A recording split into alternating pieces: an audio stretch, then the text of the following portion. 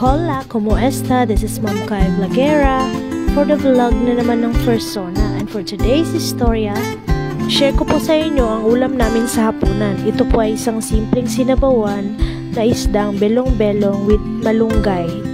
Aba syempre, maulan po ang panahon kaya bagay na bagay ang mga sinabawang pagkain gaya nito. Isa lang po itong simpleng recipe na may moringa leaves o malunggay leaves na napaka-healthy at libre lang na makukuha sa ating sariling bakuran kung meron tayong tanim o di kaya manghihingi sa ating silingan o kapitbahay. At aba, saway pagduha-duha, hindi mawawala sa eksena yung selfie ni Ma'am Kai Vlogera at ng kanyang bunsong anak na si CK.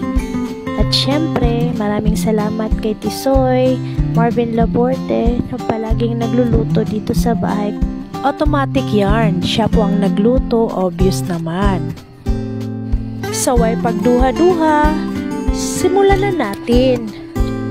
I-prepare ang mga ingredients, lagyan ng tubig,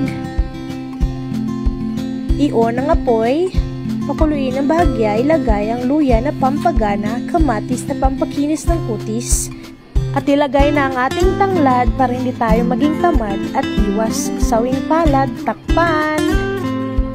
At nang kumulo ay ilagay na ang ating isdang belong-belong.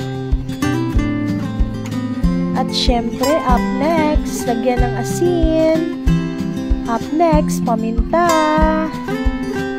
At sibuyas dahon mula sa ating sariling garden.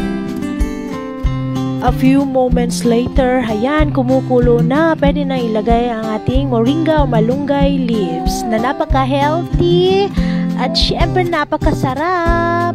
Mix ng bahagya.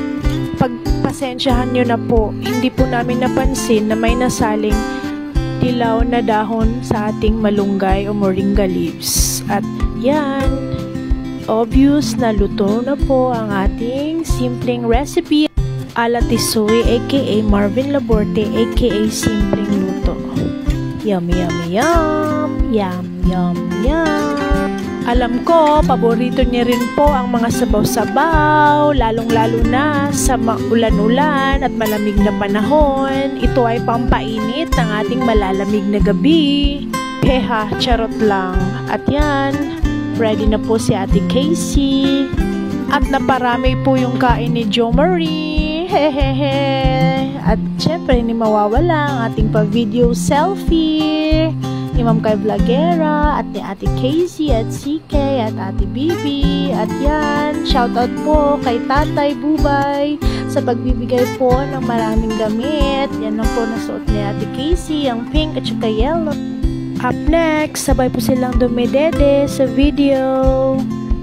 Hehehe, hindi po talaga lalim ang may dalawang supling.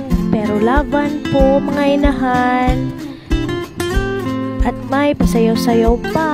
Obvious po na ang saya-saya niya. Wow, Ate Casey, we love you. At may pakain-kain pa sa harap ng camera.